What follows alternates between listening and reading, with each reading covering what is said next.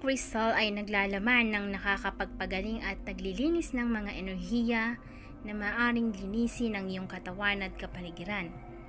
Kahit na ang negatibong enerhiya at pag-iisip ay nagmumula sa iyong sariling isip at kaluluwa, mayroong mga kristal na makatutulong sa iyo na mapawi ang mga pagdurusa na iyon.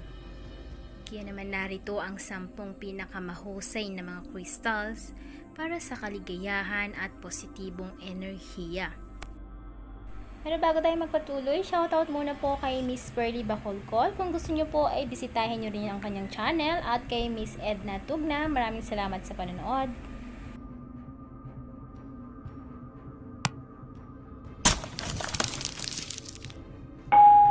Number 1, turquoise.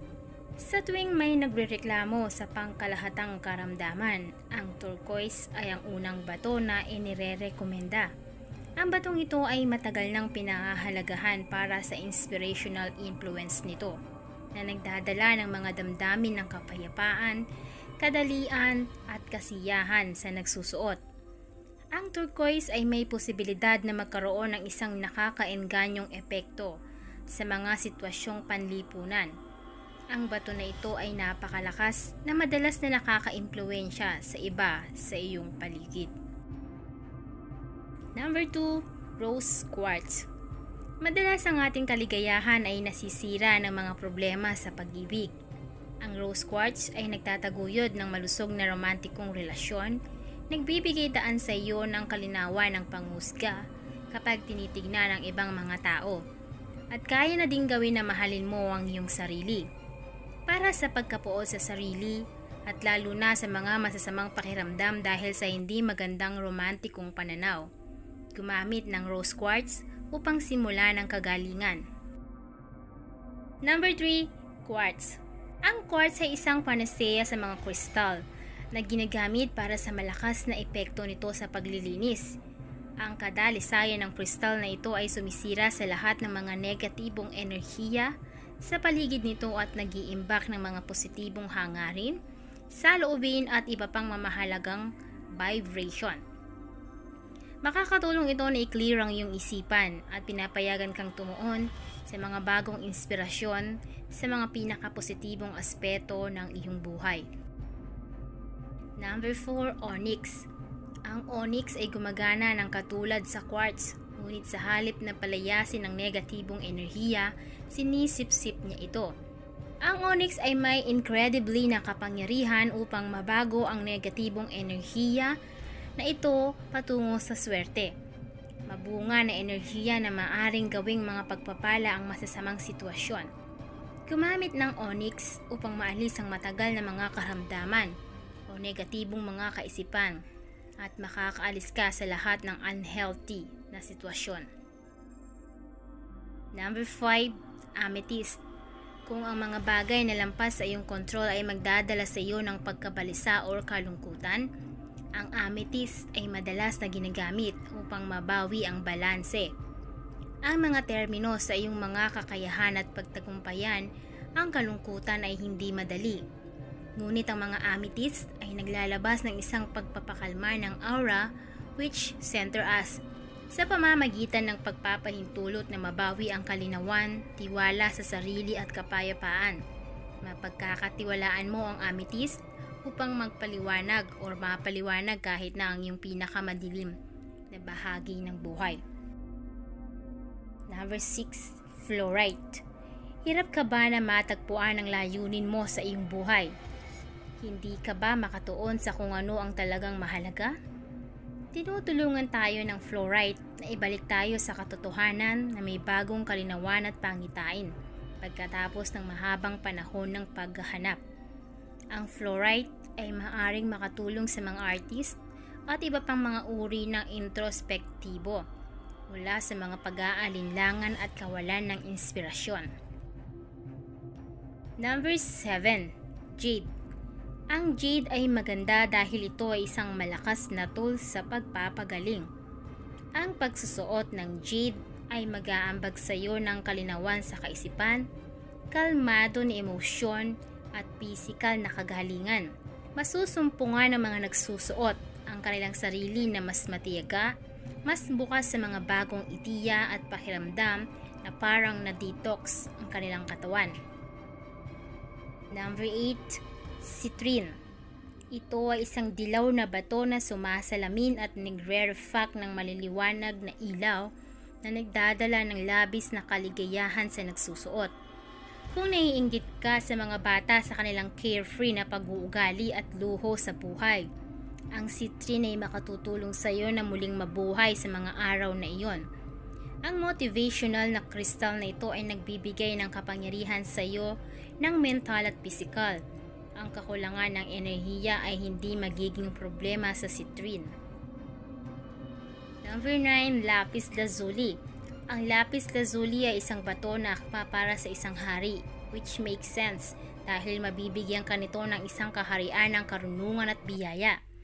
Kung magdudusa ka mula sa panlipunang pagkabalisa, ang lapis lazuli ay tutulong sa iyo na makahanap ng kaliwanagan, makakuha ng kumpiyansa, at makahanap ng tamang paraan upang makalapit sa bawat nakakalito na sitwasyon.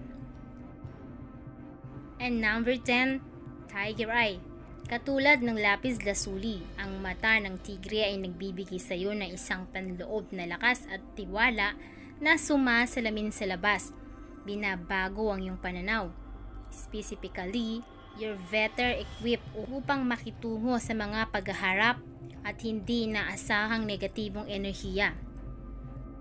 Narito naman ang gabay kung paano mo ito magagamit at malilinis ang mga kristal para maging mas epektibo.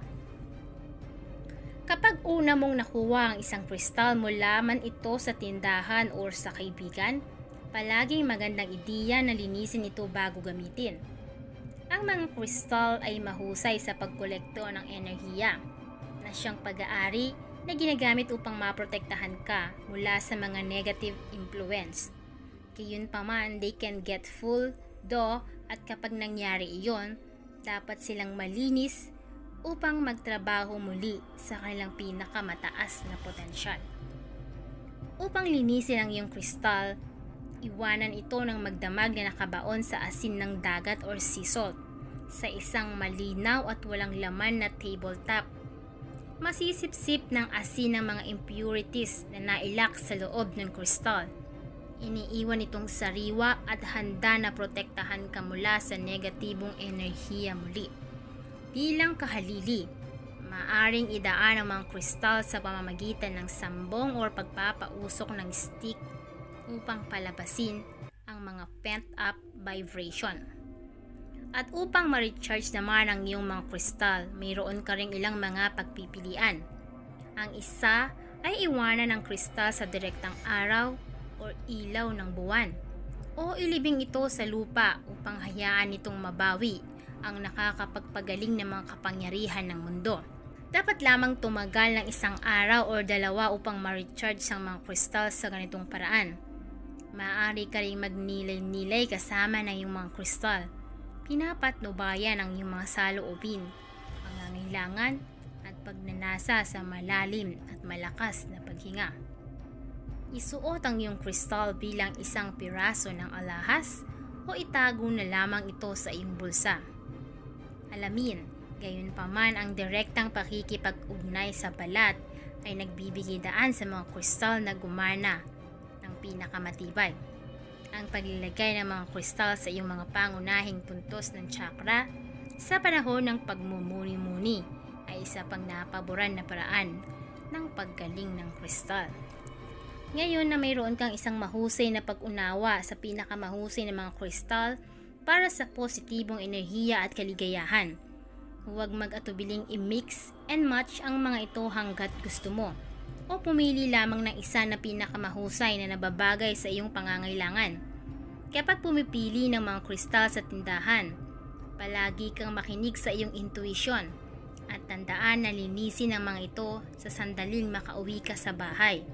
So yan lamang po ang 10 pinakamahuhusay na kristal na pwede nating magamit depende sa inyong pangangailangan. Nariyan na rin kung paano sila nilisin at i-recharge muli. Nasa sa inyo na yan kung ito ay inyong paniniwalaan.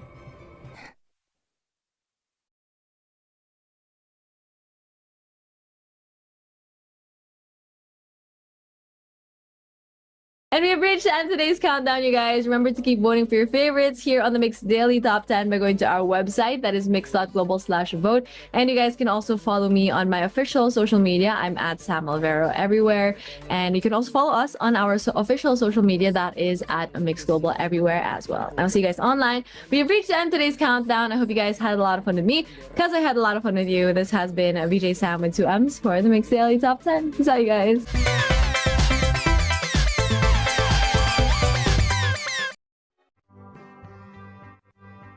Dati ang aking buhay ay kulang sa sigla. Gandang taglay ko ay hindi nila makita. Ngunit nang ikaw ay makilala, ang beauty ko'y lililingon na. So pick and pack, shop till you drop. Sa easy shop, gagandang buhay. Pick and pack, shop till you drop. Sa easy shop, mundong magiging makulay. Pick and pack, shop till you drop. Sa easy shop, gagandang buhay. Pick and pack, shop till you drop. Sa easy shop, mundong magiging